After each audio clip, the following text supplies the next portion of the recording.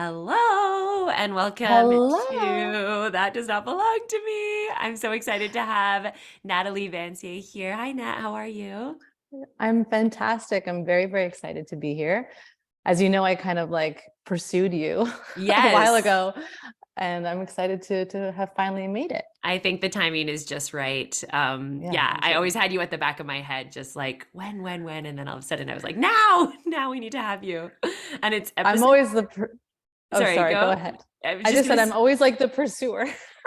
I think So that's like great though. yeah, Yeah, I thank think you. we got to put ourselves out there too, to like just to make these things happen. And I think you're very fitting for this community too. So I'm just really excited. I was just gonna say it's episode 39, which like a number doesn't really mean much, but still, I think it's exciting to say how many episodes we've been doing this podcast for. And this fourth season has just kicked off, and kind of like with a revamp in terms of like the podcast cover, and also just even in the direction of conversation that we go. And I think part of what I love to do is just talk about like real truth, real like honest, real life things. So that's not going to change. That's going to keep going. But doing it with new people in maybe slightly different ways. So I'm really excited to see where this conversation goes. And first of all, where are you right now?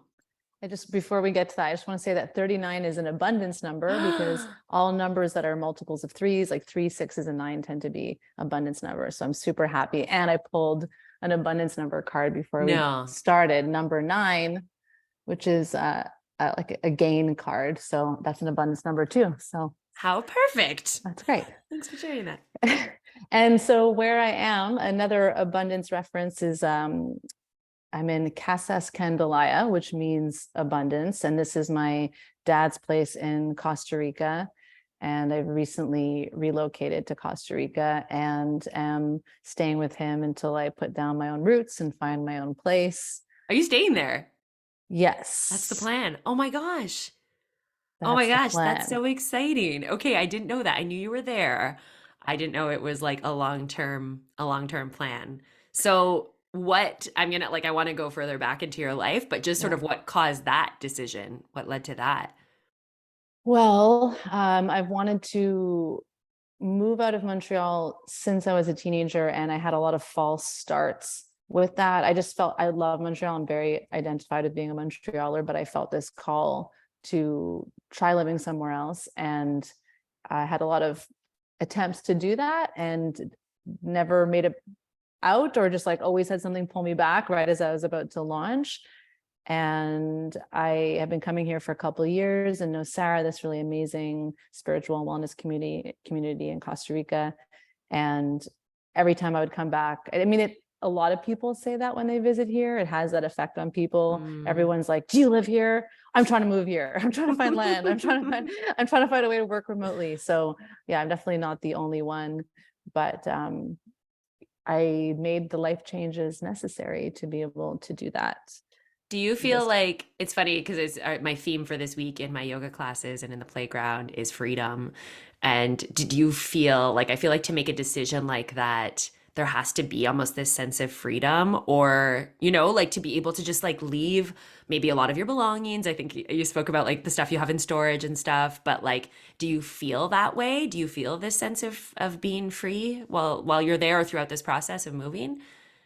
I totally do. And I'm proud to say that I think it's a gradual chipping away at the notion of freedom. Like this is not an overnight Mm. thing. So, I did this Marie Kondo decluttering process over like 3 years, really rigorously. I'm not a hoarder, but I held on to a lot of stuff. I had trouble getting rid of things. And so I gradually just kept stripping and stripping and stripping away layers of things that felt out of alignment or felt like kind of heavy or tying me into the past. And then for the last 3 or 4 years, I was trying to manifest a career that allowed me to work remotely. And so I've been brewing this. Mm. And, I was recently reflecting in my morning routine about, I was doing an exercise on clearing space. And I realized, like, wow, I've cleared a lot of space. I have very little stuff. I have very little things that are, fettering me in any Mm. way. And yeah, so I do feel That's relatively awesome. free. It's a bit scary sometimes I'm sure. but yeah, That's it's so neat. It's neat to hear too that it just wasn't overnight. Like, and I think some people feel like, yeah, that it has to just happen quickly, or if it's not happening quickly, then it's not going to happen, or even just the like personal decluttering of stuff. And there's a sense of Mhm. freedom in that too. And like I find it so fascinating, like our attachment to the physical things, like even just our wardrobe, for example. And I'm sure you must have gotten rid of stuff, but there's those like items where you're like, yeah, but maybe, that one time that I might like want to, feel this certain way. And I think that's okay too. Like for a while, I was putting a lot of pressure on myself to have this like minimalist closet. There are the extremes that we can go. And then I was like, it's okay to keep that weird blouse that you've worn once that, like, I don't know. Cause I think, yeah, I think it could go either way. And I think there can be a sense of freedom in all directions. So yeah, it must have been a process Yeah. though. Yeah, I totally agree. I think like we don't all need to adhere to minimalism. Yeah. This woman, Kate Thomas, that I love, she's all about like lots of stuff and eclectic, and the minimalism thing can be sterile sometimes. But I think that I also adhere to this idea that, back to the theme of abundance, like we have a certain amount of space on our plate. And so if Mm, you're trying to call in these new things and you literally don't have space for it, then where is it supposed to go? So whenever I was like struggling with money or feeling scarcity, I would always return to decluttering or letting things go or giving things away, mm. because I was like, okay, how am I going to manifest, a new wardrobe if I can't even fit anything else on a hanger? Totally. Totally.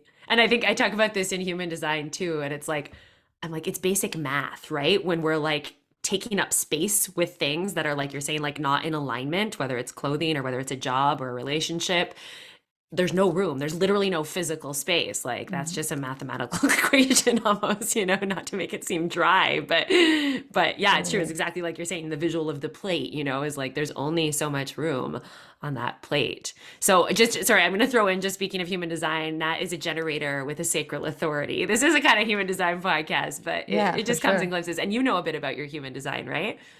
Yeah, I do. And the generator thing like ties in a lot to the Mary Kondo process, because you're supposed to pick up every single item and say, does this spark joy? And so Right. you're just constantly tuning into your generator sacral response of like, okay, is this a yes? Mm-hmm. Yeah. And going, yeah, you have to do that repetitively through every single object that you have in your house, It's actually basically. such a good practice, eh? And I know Mhm. when I was learning human design and I learned that I was a sacral authority, and my coach had said, like, it's really great if you can get someone to ask you like 50 yes or no questions, and like Yeah. starting with some easier ones so that you're just like,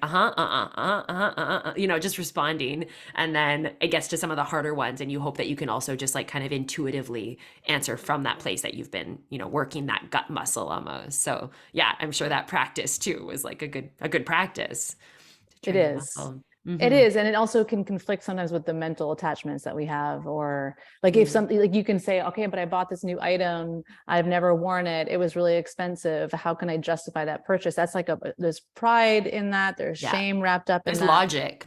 It's Yeah, right that the reason that you should keep it is like not from a place of like deep desire. It's from a place of, exactly. yeah. Yeah. Yeah. Oh, it's very human design. This is cool. Okay, let's go back a little bit. And I just want to share that I feel like I've known you for a long time because of acting. And I was actually just walking with a friend and sharing that sharing about that I was going to be interviewing you. And I was like, I feel like Nat is from the world of when I was an actress and in an episode of Lassie when I was like, I'm not even sure how old I was, like maybe 12 or something. I Oh always my find God. it funny that I had that life because I was so shy. And yet I somehow like got into the world of acting just slightly. I did like local theater, but I was always like a background character. But I remember you, and I feel like it's around the time, like, were you in the world of what was it called, Popular Mechanics for Kids? Was like that around your acting era time? Because I think like Alicia Yeah. Cuthbert or something got that role, but I auditioned for it. So, anyways, that's like my Oh. vague memory of like the acting world and kind of having a knowing of you. Were you in Lassie? Yes, I was in Okay, Lassie for a few years. Yeah. okay, that might Yeah. be why.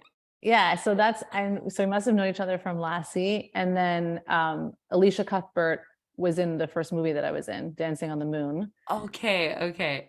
But I think she'd already done Popular Mechanics for Kids. So maybe Okay. that was a little bit So before. when did you start acting?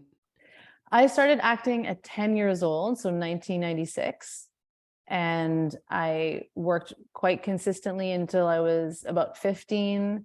And then I kind of pulled back to focus Mm, on being in high school, okay. and didn't realize that that would probably be permanent because starting at 21 is not the same pool of competition Uh, as when you're 8 years old. And I yeah. wasn't as passionate, and I was way more preoccupied with other things by the But you did time try to get back into it after high school. I did. But I think in hindsight, even though that lasted for a really long time, I think it was kind of ego driven, almost like I was successful at this. I made money at this.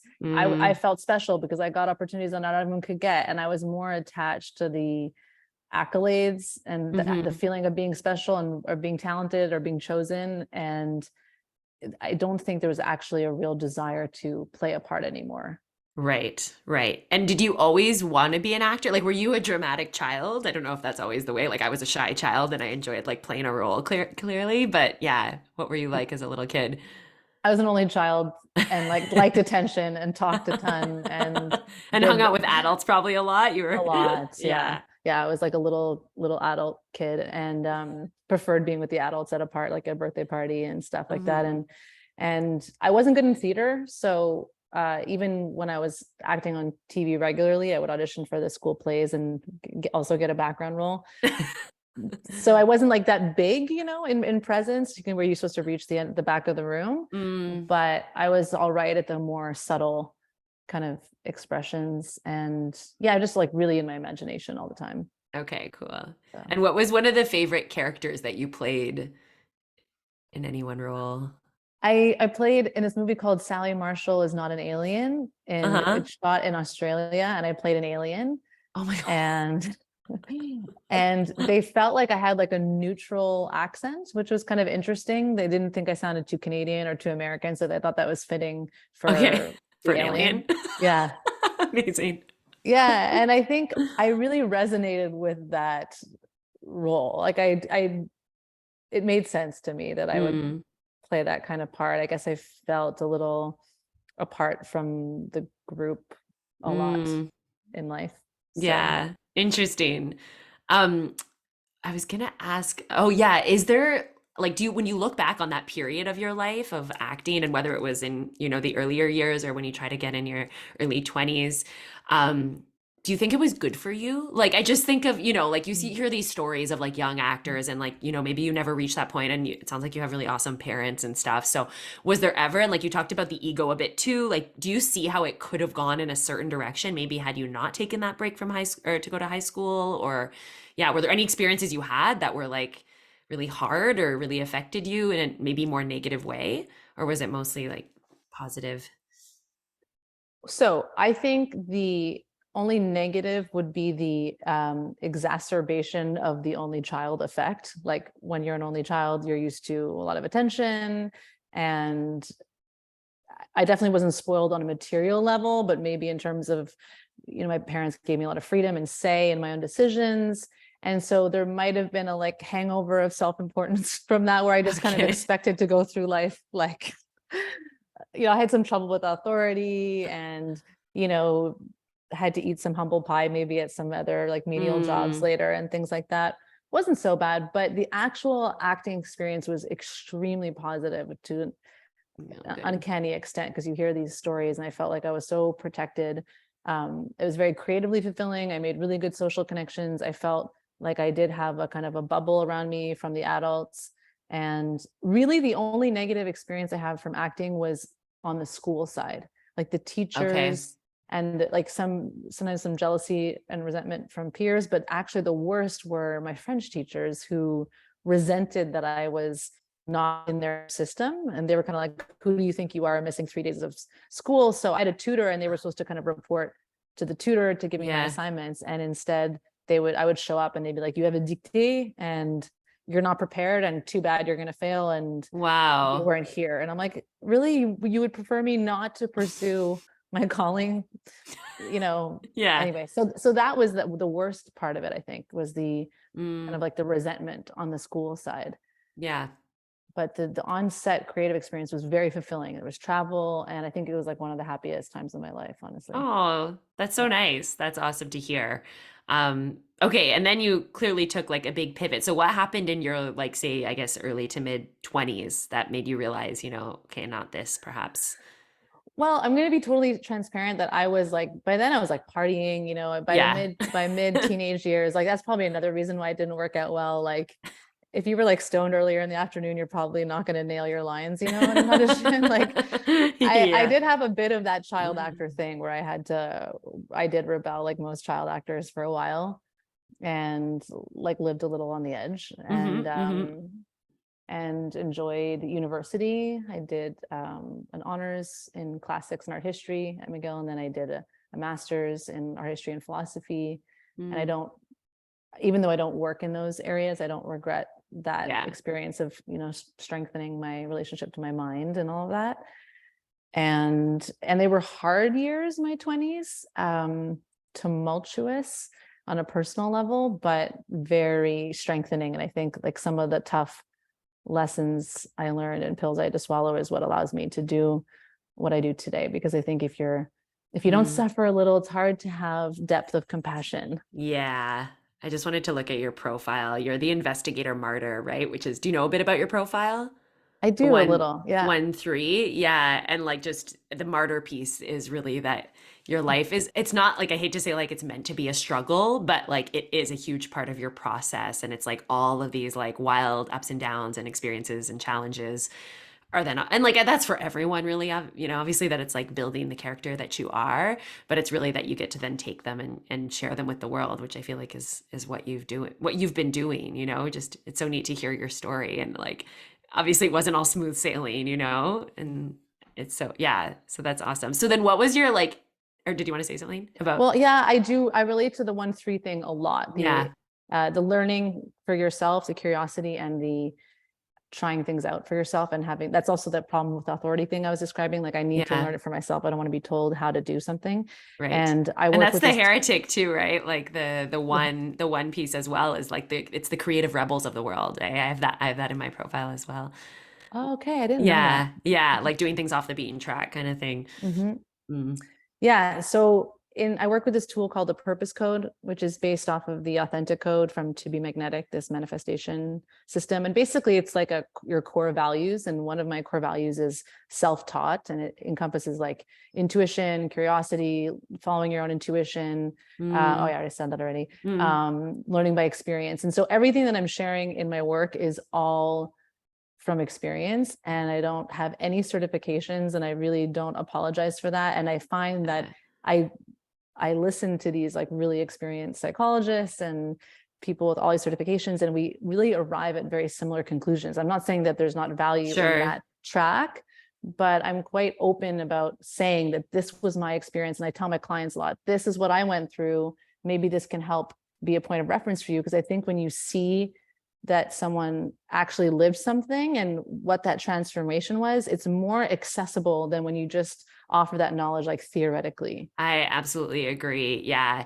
I just saw this reel on Instagram or this post or something that was saying like just because you're a yoga teacher you can't call yourself a coach. And it was so funny. I was like reading through it and that was just like an example of how to be called a coach, or to be a coach you need to take this coaching certification, and I just very much disagree. And that's like I understand because it does mean that some people are all of a sudden just like there's ill-intentioned people or just people that are, just trying to make the money or whatever. There's that going to be that in any area of life. But I'm like, that is part of like why I'm a good coach is my yoga teacher training, and the fact that I had a psychology degree, which like, sure, it didn't lead me to the world of psychology, but holy crap, is it, connected to every other part of my life anyways. But yeah, I think that's a really important thing to say is like whatever title you're calling yourself anyways is literally just the title. So Yeah. it's the information that you have to share, which is so often based on personal experience. Yeah. And like, and the jargon of the industry can also be narrowing, not always, but let's say Yeah. like even with acting, there was a lot of people who were taking so many acting training classes that they were a bit Mm, like actory. And I don't think it yeah. was always an advantage. And sometimes you'd have these new people that would come in like off the streets, and they would be so good and so fresh and so real because they didn't have all that stuff to unlearn. that was Yeah, like conditioning them. for sure. So I I, think it applies to a lot of things. yeah. And I think like sometimes I play with that balance as like as a yoga teacher or as like when I'm grading one of my group programs or something is preparation, you know, and like, okay, let me write some journal prompts and like what am I going to talk about and the like and then also like that intuitive guidance. And I Mhm. just did a post about this as a yoga teacher where I'm like, I see you. Like I see you fidgeting. I see you. Like I'm scanning the room at all times and like for me to teach from that place versus like, oh, but I have this prepped. Even though you guys seem super like in your head today, like I'm gonna do this thing that, you know, it just not is gonna serve you, but it's what I have planned. So I think there's so much power to that, you know, and you know, it's still the aspect of feeling like a little bit prepared too, like if that makes sense. I don't know if you feel the Totally. same or I totally agree. Like, I mean, when I thought about your alignment question that you ask yeah, at the end of your episodes, yeah. and I'm not going to jump over to that, but I really like the first thing that came to my mind is that in general, like even with all the spiritual personal development work, I find we're always in this tension between like intention and like, okay, I want to manifest this. These are my goals. I need to put in structures. I need to do Mhm. habit forming. And then we have this other side where we need to stay receptive and guided, and what are the messages coming through and how are we meant to pivot. And so I just think it's interesting, like you can't ever reside in one of those Yeah. extremes for And very long. I think that's a gift is to know that first of all, and then to be able to play in that space, Yeah, right? As like a teacher or guide or coach or leader or whatever yeah, title. yeah, exactly. It's the Okay. titles are annoying because it's I hard when know. people ask you what you do and you're like, how do I avoid the word coach? I can't. Yeah, Yeah, exactly. yeah, Yeah. Yeah. So yeah. we will get there. I feel like it's like a big build up to like, what do you do now though? Oh But yeah, I also right. want to know if what job did you end up taking or like I don't know if you did, but after the acting, the world of acting, and then you said university, and was there another job that you ended up having to kind of jump into, or that was just like a filler, or Yeah, I did art history, right? So after that, the natural segue was the art world. Mhm. And I was a little bit conditioned by, I was in a relationship with an artist at the time. I mean, I had always been in the arts, but I felt like that relationship kind of like groomed me for this career. And so I Okay. got there and then we actually separated, but I was like, okay, well, now I have these 2 degrees and I have this network. And I worked at one of the best galleries in Montreal, Parisian Laundry, and it was an interesting, cool experience. I got lucky with that. And then I went to Arsenal, another great institution in Montreal, Mhm. um, and just wasn't for me. Like after all of that work, first of all, I'm always been the creative Mm. one, so to represent the creatives felt like I was on the wrong side of things. Yeah. And it's such a demanding world in terms of like you have to be going to tons of exhibitions, reading art forum every month, going to art fairs all over the world, going to all the museum exhibitions, and you're really not paid very much. So you better be Love super it. passionate. Yeah. Yeah. Yeah. So it was like kind of a soul Mm. buster a little bit. How long were you in that world? A couple of years, like Mhm. 3 years, 2, 3 years. And it was again another ego thing to give up because Mm. I'd kind of moved to a pretty good level that even though it didn't pay super well, it had prestige to it. And, you know, people like kind of suck up to you and they want to get Uh, in the gallery and they want to go on this event and you know this collector, you know, and yeah. so you're sort of feeling your ego is kind of getting padded by all that. So I Mm. had to again quit a career and lose all of that time and all of that network and all of that experience, you know, and credibility that I had and I really publicly announced it to everyone I talked to so that I wouldn't be tempted to go back. Okay. Do you feel like in that moment, probably looking back now, you're like, yeah, I listened to myself, great. But like in that moment, like I just feel that way when I look back at jobs that I've left or, you know, different pivots I've made. And in that moment, were you conscious of the fact that you were like listening to your internal guidance or to your gut, or like where did that decision making come from? Yeah, I definitely noticed that I was more lit up. We were doing a vlog, I guess. My best friend and I, who we had done like some documentaries and web series together, and we were doing a vlog for Arsenal called Article Contemporary Art when I was interviewing artists, and it was Mm, so clear to me how much more I enjoyed the production of content and interviewing and the interaction with the person and choosing the subject matter. So just seeing the contrast of how lit up I was doing that versus trying to force myself to concentrate on some kind of curatorial Okay. project or the small chat at exhibitions and things like that. So yeah, I mean, I don't have the best attention span when I'm not engaged. Like I Okay. come become like relatively dysfunctional if I'm bored pretty quickly. So I don't really have much of a choice. It's like, okay, I just did nothing today at work because I can't. Right. That's a sign Yeah. Yeah. It's a in sign. I'm like, itself. yeah. And then what? Well, and then it was hard because a lot of people think I'm really rash every time I do something like this. Everyone Mm, is like, you know, maybe you just wait, you might want to keep that job, you know, and just because you might need it's a not the job in the logical decision, meantime. obviously. I'm not a logical decision maker. That's I'm perfect. very generator-y. Yeah, and so it's hard. Like I had to really like block everyone out and say I that's why I made such a point to tell everybody, because I know it's tempting to revert when you're desperate, you revert back to your strong suits or like Mhm. and I had some menial jobs after that I would prefer to have like an entry level job in another industry than get like sucked back into something that Mm. I knew was wrong. Yeah, So, good. And then what was the next step? The next pivot? well, it was interesting because was trying to act again, but I wanted to write my own material, like more comedic. And so I was inspired by Lena Dunham at the time, and I Mm. wrote a pilot on this woman named Polly who gets married with.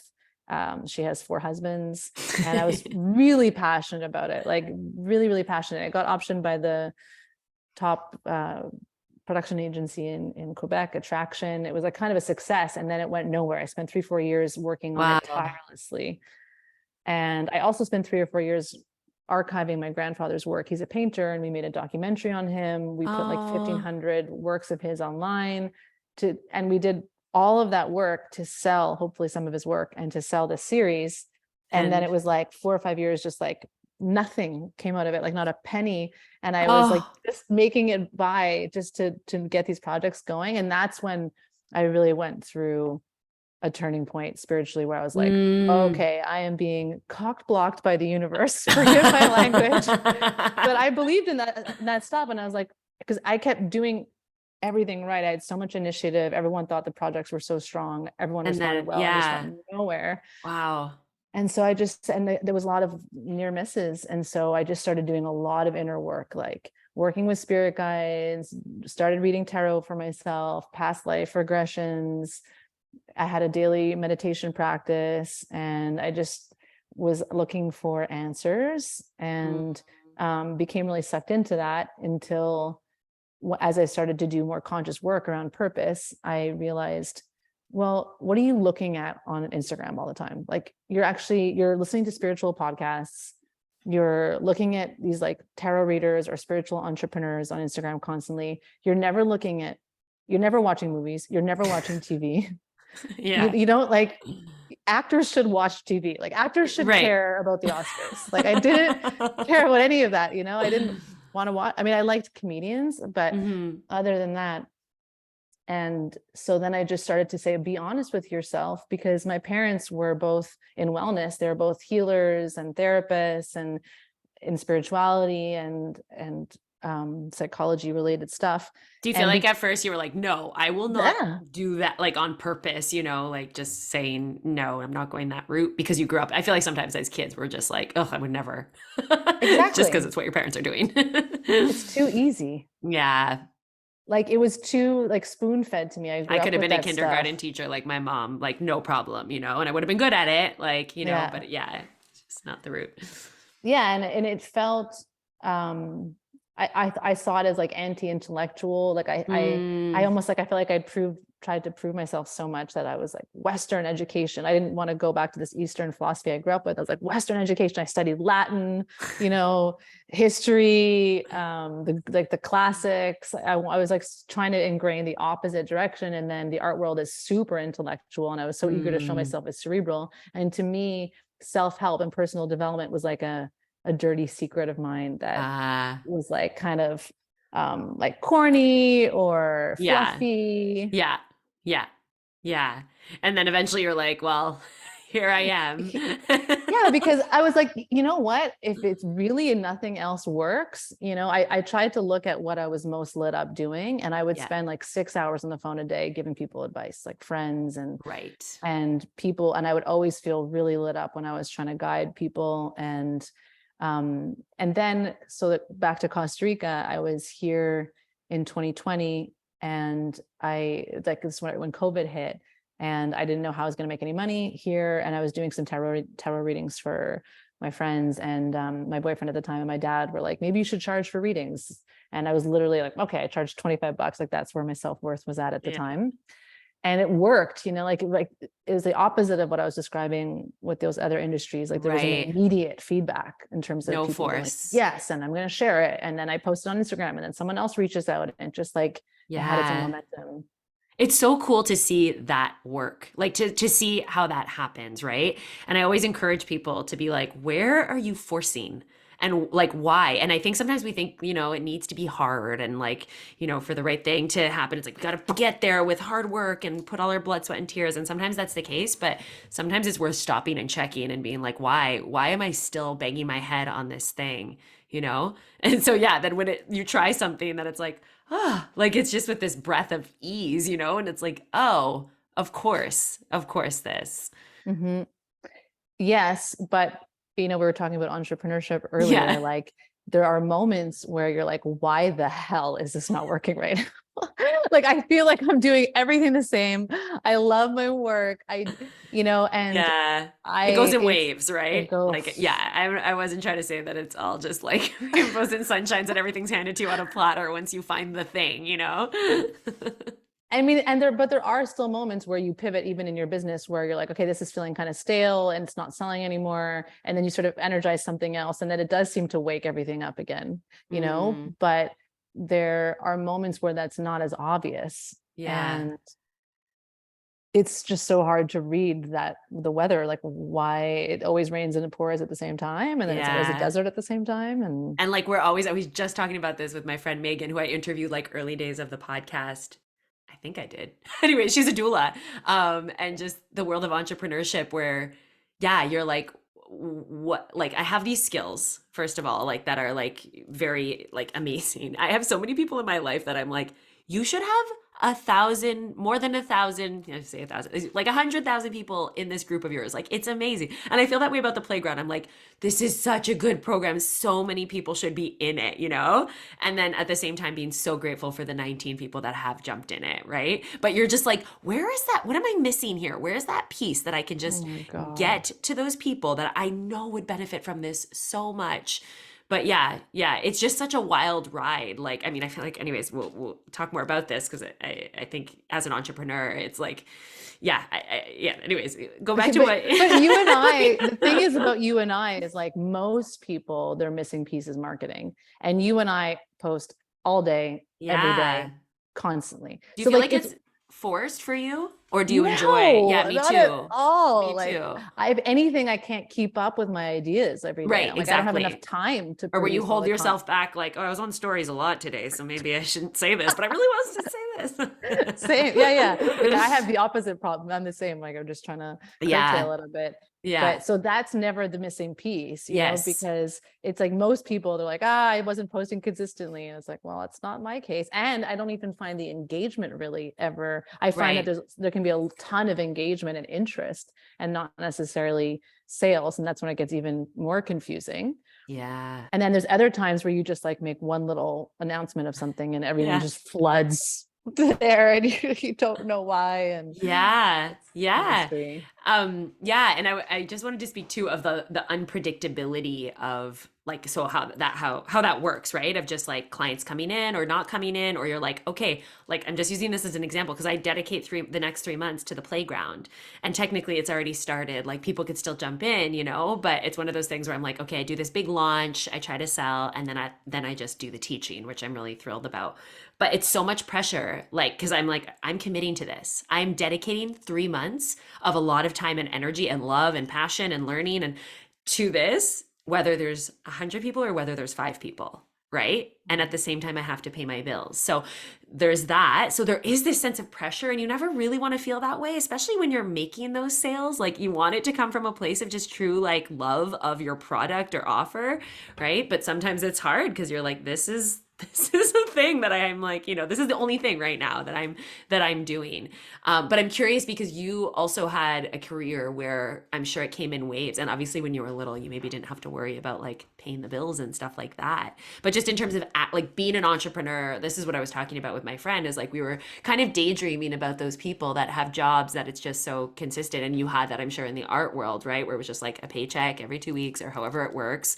And, maybe you get a certain amount of time off a year. I don't know. It might be not quite like that, but there's this like longing for that in a way, or just this like daydreaming about it. And then also this deep knowing of like, I never want my life to be like that too. Like just knowing that that's not actually the thing. But yeah, I feel like it's such two different worlds. I mean, there has to be a missing piece because I know that there are people that are very business minded that find ways to stabilize their income as an entrepreneur. Like Right. they have these containers or like a membership thing like you, but I had the same thought about a membership program where, I mean, I don't want us to get too much into talking shop, but like, a membership program, you commit to that. And then, well, you need people to sign up and you're already committed to providing all this content and service if regardless of how many people sign up. Yes. So it's like it's kind of a big risk that way. And then I even envy sometimes periods of consistency in my business, like from beforehand, where there were periods where it was always like within a certain range. And then there's other times where the oscillation is so extreme. So I definitely have an intention around trying to tune in to people that are thinking more about these things like financial feasibility. And like I like to be intuitively guided and everything, but I feel been a toll on my nervous system in terms of these extreme For the oscillations. unpredictability. Yeah. So you want to find a bit more consistency within. I think you're right. There is like that missing piece that can make that happen, you know? Yeah. And Yeah. I do think we need to find those clients that not everyone is prepared to for those larger commitments. Yeah. So I think that there is probably like a marketing question somewhere in there. Yeah. But I do not envy anyone in a job. I That's for know. sure. Like I'd rather be nervous than Yeah. suffocated.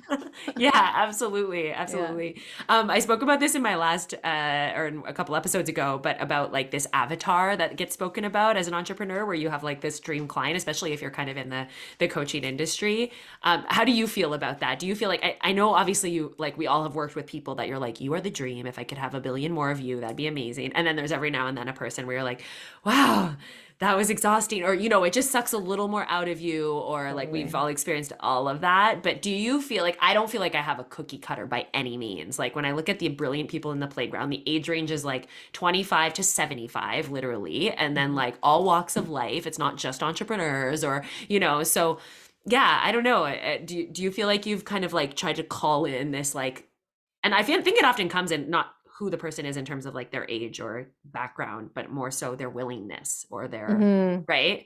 Yeah, and compatible personalities. Like Yeah. I do have like kind of like a dream client that's also a generator. Okay.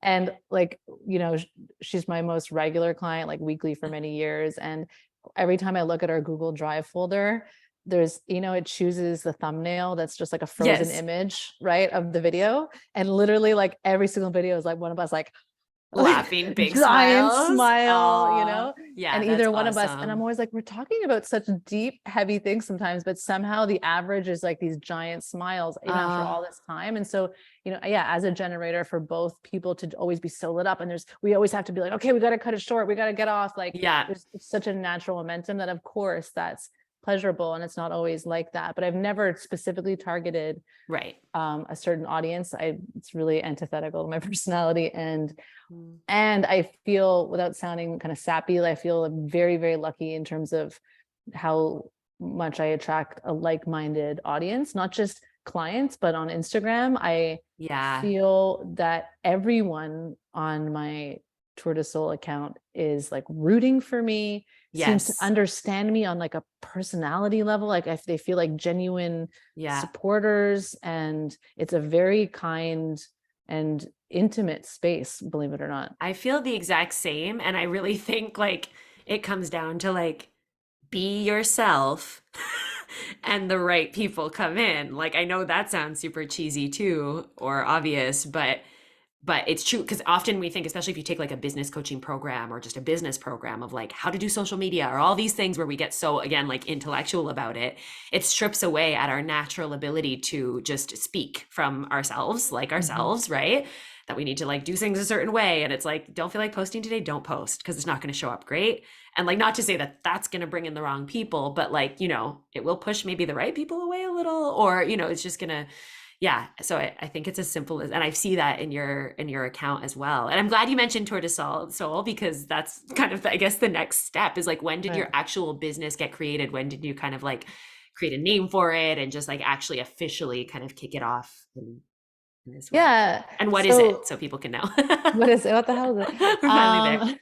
So yeah, so I was in Costa Rica and I was like still trying to manifest like this media, production career. And because it was COVID, Just want to CBC say or COVID birthed so many cool businesses. Like just because, right? yes, Like it forced some people to just for stop and like sure. be like, what the hell am I going to do now? And like pull out from these creative places that like just, I don't know, so many cool things happen. So anyways, Yeah, carry I was on. like nostalgic when it ended. I was like, I no, that know. was so good. And I know it wasn't for everybody, Right. Of course. but I like those excuses to just have a creative, Yeah. Yeah. sanctuary. But anyway, so yeah, so I was doing a pitch for like CBC was opening up submissions, and I was pitched, someone told me, or I don't know how it happened, I was pitching a tarot or a spirituality podcast, and I just like brainstormed tons of names, and Tour de Soul was one of them, and I just kind of I forgot about like it. it. And then when I finally just started doing these readings, um like I told you, the momentum was just sort of happening on its own. And so I created a website for booking pretty early on, and like actually kept it very consistent. Like I made my own logo, like I set Hmm. up like with these 3 arches, I ended up keeping that the whole time. So a lot of these decisions I made really early on that felt like temporary decisions. And this is why I always encourage people to be anti-perfectionist, Yes. because it's like, just put something out there and you can Yes. revise it later, you can refine it later, but you're only going to learn once you're on the playing field. And I made Yeah. all these decisions being like, oh, this is not what I'm like, I'm going to call my coaching self-healing consults, but that's just for now. And once I find a good name, and then 6 years later, I'm like, no, I It's love still self-healing called that. consults. Yeah. Yeah, that's Yeah. still what I do. And so all of the business, like we were saying about intention and responsiveness, I constructed the entire business based on what people were needing from me. So people would write me a follow-up question after the reading, and I would be like, oh, that could be connected to your North Node. And then they would ask me questions, and my Taurus North Node, so in astrology, the North Node is like your purpose, I guess, Mm. in your chart. And so it's what you're meant to grow into. And my North Node is in Taurus, which is about financial self-reliance and having good boundaries around your resources, your energy, not just like giving advice to people all day long, but channeling it through your work. That's just one element of it. So Mhm. as people were asking me these questions on Instagram, I was like, no, you can't start just like letting your energy Given. leak everywhere like you did before this business. So every time someone would ask me something, I would create a service for Oh, that. nice. That is And brilliant. What do the people want? And then are yeah, you able to give it to them, right? and Like, it's I like, think that's sure, I such an can answer important your thing. question, book this. Right. Yeah, Totally. Yeah. yeah, Especially if you're starting off and you're like, which direction do I want to head? And like, especially if you're in tune with your human design and feeling those gut pulls, right? If someone asks a question that's like, something completely different or whatever, you're not going to just be like, yeah, I could do that. But, feeling like where that excitement is coming from too, of like, of course I can answer that, but you have to pay me for my energy yeah, and for time. sure. It's really easy to slip into like chattiness, especially on Instagram. Yeah. That's something I've had to curtail a couple of times, because you feel that personal connection with people. And And you want genuinely, to build that. yeah, I would love to Yeah, spend like, if I was independently wealthy, I probably would spend my life doing it for free. I agree. But the reality is, like, when you're an entrepreneur, you really need that Hmm. money to live. Otherwise, you have to get another job, which will stop you from being in Hmm. your gifts, or helping people, or being of service. Totally. And there needs to be that energetic exchange, right? As they say, like with the Totally. actual like money versus service. So yeah, Yeah. I think that's an important part. Okay, so then so it started to be developed in that way of just like what does the audience want? What do they need? And then you're creating offers like so what were some of the early days like tarot readings?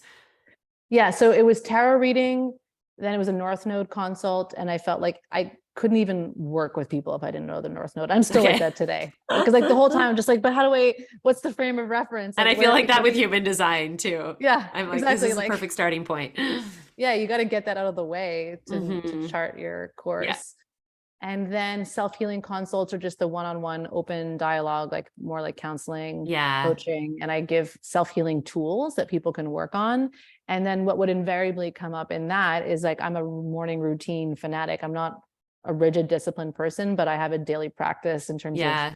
I do some kind of practices every morning, and it keeps me feeling aligned. And people were always asking like, okay, what do you do first? Okay, okay, so what's your prayer? And so and so Mm. I created a class on Teachable for building your morning routine for self-healing called Living by Divine Guidance. Is that still available?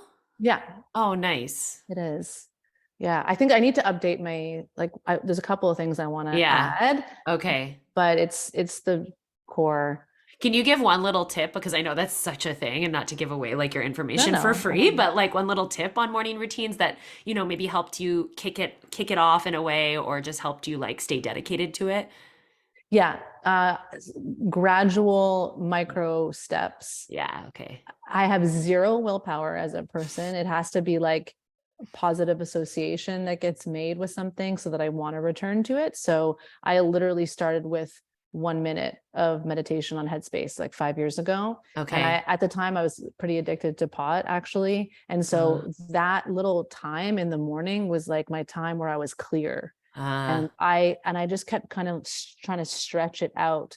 So I would start with 1 minute every day. Headspace has a really good set built-in kind of timer system where mm, they're like, okay, you did a minute, now move to 3, now move to 5. And so that okay. helped. And then once I was sitting there, I was like, I'm enjoying, I created a treat. This is what I called habit pairing. Yeah. So I would like bring my coffee, and then I would meditate like mid coffee sips, like Amazing. it wasn't too hard. And then after a while, I was like, I like sitting in this chair. I like this time with myself. It feels like being a kid and being creative and doing something for yourself. And then I just kept adding and adding and adding gradually. And if anything, I had problems in the opposite direction where I would spend way too long Okay. Yeah. doing it. And I was like, it's half the day now. This is maybe counterproductive. It's nighttime. Yes. So, but And my what, tip, like, yeah, just not the habit part, but my tip in terms of like my philosophy is not just to do any practice other just people because for doing the it. sake of doing it. I really believe in being guided, and this idea of being divinely guided and connecting to your intuitive center. And so if I were to do anything, and I would eliminate meditation, I'd eliminate the writing, I'd eliminate all that stuff, I would do a prayer where you offer yourself to be guided. Because let's say Mm, divine guidance is there, it's not going to be rude and imposing and force itself on us. We have to allow it, we have to use our willfulness to invite it, I hmm. believe. And so I really love this third step prayer that's actually from the 12-step program. It's just like happens to be, I'm not in that, but it happens to be my favorite prayer. And it's basically saying that I offer myself to be guided, like my will align with divine will. And Mm, I think that will radically change anyone's life that actually says that sincerely in the morning. It changes your yeah. whole way of viewing the I'm world. so glad you said that, because I was thinking back to the tarot reading I had with you not that long ago. It was the year end reading or the year ahead reading. It was both. Yeah, it was a year's end Yeah. reading, right? Yeah, yeah, it was Yeah. them. And you started with like a little guided kind of visualization meditation. And I loved that so much. Like just the part where you were like, picture, and I don't even remember exactly how you said it, but like it was something along the lines of like, picture your team, right? Like this team of beings, of ancestors, of spirits there to guide you. And like I don't know, you don't have to be religious, obviously, to for any of this to work or to be available to you. And I that stuck with me for so long. And I think you had encouraged me to like just ask that team. And I think I had called them. They were like, it was so great because you were like, what's the first name that comes to like your mind or yourself when you see them? And you even said like, even if it's super silly or even if it's like ridiculous, like that's, and it was like spirit warriors. That was what and I I was love so it. glad you had said like, even if it sounds ridiculous, because when that came to mind, I was like, oh, that seems obvious. It's so ridiculous. There's got to be something better. Like it's so crazy we do that, even though like we've got to trust that that first thing is the thing sometimes. Like, why are we overcomplicating it or making it like need to be something else? But anyways, and I wish I do think of it still like, that they're there to support me. And I really like, I'm so glad you brought this up as the tip. And I encourage anyone to try it out. And, there might be other ways that this could be guided. I'm sure book a session with Nat and she'll help you probably. But yeah, I think it's such a helpful thing. And it's really like, I think it comes back to trust, is leaning into this like trust that you have within you what you need, but also that there's a team that is supporting you. And I don't know if Mhm. team's the right, word, but like just there's this guidance outside of you, because it can't just be Mhm. about you, right? Like I love hearing that reminder that it's like it's not just you dictating your life. Like you are a Mhm. big player in this game in terms of choices you make and everything, but like allow yourself to be like, kind of held, or I don't Mhm. know if you want to put it another way, or Yeah, you make different choices when you believe that you're being held and supported. yeah. Like it Yeah. changes the way you Just getting act. goosebumps. Yeah. So even if you are imagining it, the benefit is concrete and tangible. Like, to return to the 12-step framework, the reason why that comes up with this prayer is because that's the whole philosophy, is offering yourself to this idea of divine will. But in that system, you get to define God as you want. That's, Mm, it says, like a God of your own understanding. So I think that for a lot of people, this idea of naming gets in the way. So people might want to have this connection with something beyond themselves, but their idea of God is connected to a religion or a framework that feels outdated. And so just the practice of gathering these different possible energies, like divinities, this is how I see the team. Divinities, I say plural, it's beyond gender. And yeah. I don't believe in it just being one energy. Spirit guides of the highest truth and integrity, well and healed ancestors, because we don't want to hear from just any ancestors necessarily. And then the angels, like if we imagine these different energies, if we're constantly going through our day and we're like, yeah, but how do I talk to then that's getting in the way, because you don't feel comfortable with the vocabulary you've been given Yeah. on this stuff. So just to say, like, you have your own term now. So now, Yeah. no matter what situation you're in, you can call on those energies immediately about something really banal, and trust that response. And then it becomes personalized. Yeah. Yeah. I love that. And like I think too, so similar to, sometimes people will be like, yeah, but I prayed for that thing and it didn't happen. Or like, yeah, but I called it out. I'm manifesting. I'm in the process of, and I never got it. And it's like, yeah, I don't know. I think sometimes we think that just because we have the desire or the belief, like obviously it needs to be like deep rooted belief. I think that's such a huge part, but there also needs to be like that co-creation, right? With, Exactly. yeah, That's what we started at the beginning by saying, right? Like there's like the intention and then there's the letting go, and they're both equally yes, important. And I don't, that's another thing that I find really valuable about the 12-step framework. I don't know, I'm on that now because yeah. it's a good divinely guided theme, but well, oh my God, I just lost what I was going to Oh, say. What were we that talking always about? happens to me. Oh yeah, About, prayer. okay. Like that, I really don't believe in praying as like asking Santa Claus for Yeah, a for gift. that Like, thing you want. and they've proven this scientifically, that when people pray from a place of fear, like they've done exam studies on surgeons and things like that, that if you're praying like, oh my God, please allow my son's surgery to go well, and Yeah. your energy is fear-based, that is kind of what you're projecting. I don't believe in thought policing and all of that and trying to force yourself to say positive, but I definitely know that the energy is very different when you pray for what is meant to happen. Like if you say like, may divine will be done, that's my favorite saying, like thy will be done, then Mm, you're not asking for your will to be imposed on the world. You're asking what is best for everyone to mm, be manifest. And suddenly you're riding the wave rather than mm. swimming against it. I love that. I feel like that just brought, I mean, I feel like we could talk forever, but I do feel like that's a good turning point that kind of brought us full circle. So Yeah. I am going to finish with a couple of questions. And I feel like it kind of got spoken a little bit about, but still Yeah. just to kind of bring it back is what helps you feel aligned? Yeah, I do think it is this idea of being guided. And the more and more I see that everything in our life and in our world is always mirroring back to us our unconscious.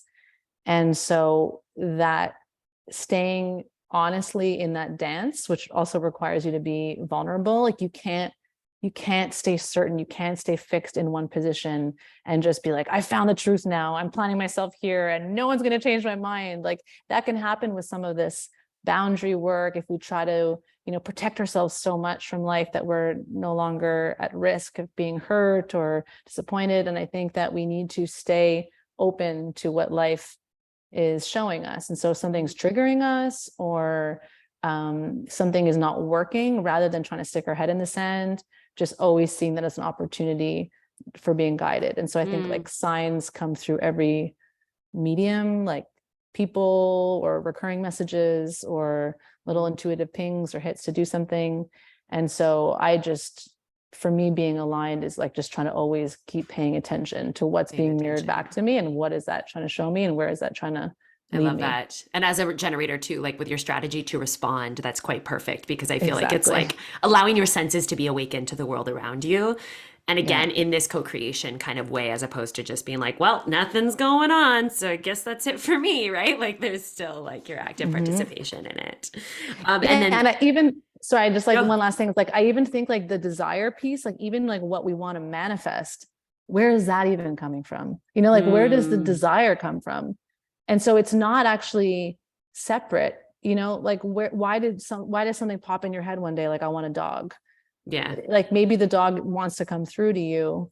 And so, even as we're manifesting, this is not to say don't be intentional and don't try to make things happen in your life, but it's still kind of keeping your ear to the ground and just saying like, what's next for me? What wants to come through for me? Anyway, Yeah. that's Yeah, what I want to add. exactly. Yeah, thank you. And then finally, the last question, which has been a real like strong statement for me lately. I just got a tattoo that says "not mine," which is like an abbreviation of that does not belong to me. Um, so, what does not belong to you? I love it. I've always loved the title of this podcast, Uh, and it will pop into my head like in situations, like as if it's a phrase, like I was that does not belong to me. Oh, yeah. that's what she meant. This is what she was referring to. I would say I may be too much like this, but this is just how I am. I try to be detached from outcome as much as Outcome. possible, I love and just that. trying to be like I love that. trying to control and like measure the value of my efforts based on the results. And Mm, really like that's why I focus more on the guided part, because that's like the connection to source. And so you can, if you just keep showing up to that connection to source and you follow your inspiration and what feels right to you, sometimes that will look really good on the outside and sometimes it won't be responded to well. But if you're trusting your yeah. connection to source above the result, then oftentimes you can look back and say like, oh, that period of turbulence was necessary to get me Right. here. Yeah, I think like outcome is such a good one, and I think it can come in the way of your own personal outcome in things and events and things in your life, and also especially if you're a teacher or a coach or something is like also the outcome of others, like how they experience your Mm, offering and not to say like it's like okay here I gave it to you and now it's up to you and it's like but sometimes it is that like how I teach a mhm. yoga class is going to be experienced in so many different ways by different people, so that sort of outcome also like I've had a realization of that a while ago is like that's actually not mine, like what you do with that is up to you, right? Totally. I mean, that can quickly become codependent Mm, behavior, right? Where you're trying to like fix or solve yeah, or prove someone. yourself, like yeah, Or yeah, prove yourself, yeah, get the validation that right, you are in fact good at what you do, right, or yeah, and the reality is like the reactions from other people vary. Like yeah, sometimes we get all the praise and sometimes we don't. And especially as actors, we would know yeah. this, right? Like when you're auditioning and you don't get it most of the time, you have to learn to detach your worth Mm, from the results. And same thing in relationships and all Oh my forms of God. kind of codependence. Totally. I just want to share one last little thing, which is about a reel that I saw recently, which I wish I had saved because it was this woman talking about being at an event and she was eating off the plates of food or whatever. And she was talking to someone and she takes a bite of something and she was like, this cheesecake is horrible. And then the person she was with was like, I think it's actually a mini quiche. And she was like, oh, and took another bite and was like, oh, it's delicious. But like our Yeah. perception, and I don't know, I'm still like wrapping my head. It's stuck in my head for some reason, though. I'm still like kind of wrap my head around like the deep meaning of that. But I think it's just that, like, the way something gets perceived, first of all, is going to be different by everyone. But also, once you get an understanding of what that thing actually is, then it gives you this like better taste for it, if that makes sense. Or, anyways, I don't know. That's I the just thought it was so funny. expectation. It's the Yeah, expectation, that's and right. that's tied to That's the outcome. thing. Like those, I think there's like, yeah, there's definitely a link there between like the outcome being tied to expectation rather than like just sort of staying kind Yeah. of present with what is and being curious and being open Hmm. hearted to it. And Yeah, totally. Well, Nat, thank you so much for being here. And I'm thank going to you. put all of your information. I think you kind of briefly mentioned how people can work with you. Is there Yeah. anything else you wanted to share? Or Yeah, I mean, there's a 6 week program called Purposeful, which has like 6 weeks of tools, and it ends with this purpose constellation that integrates a little bit of human design, the North Node, the Midheaven, tarot and divination, the purpose code, the authentic code I mentioned earlier, your financial code. And at the end, all that information is put into like a word cloud where you have a constellation of what is you and like what is on purpose ooh, for you. And so I think that anyone who can relate to my story, like all these things that I had to trudge through the mud to kind of figure out where I was best suited, it was work, like it wasn't like some moment of epiphany that, Mm. oh, this is what I meant to do. It was through like really consciously trying to dissect my personality and what I'm so good at. And so, yeah, that's a great program for Can people people who, start that at any time? Or yeah, it is technically self-paced or? right now I have a third batch that's opening and 6 people Okay. can do it at a time. Okay, So cool. it just opened. So it's Okay, there for the first six amazing. people. Yeah. Amazing. That sounds awesome. All right. Thank you so much for being here, for Thank spending you. time with me from the jungle. I'm glad Yes, the it's really internet a worked. pleasure. Yeah, me too. It's not all the time like this. And the power goes out all the time. And there's usually Oh, iguanas on the roof. And it was oh, good. this We is got lucky. perfect. I could Good. talk to you all day, I but know, I same. enjoyed our Yeah. time. Yeah. We'll have a part two at some point. Awesome. Thank Okay, you so thanks, much for having Nat. me. Bye, Yeah. Talk everyone. soon.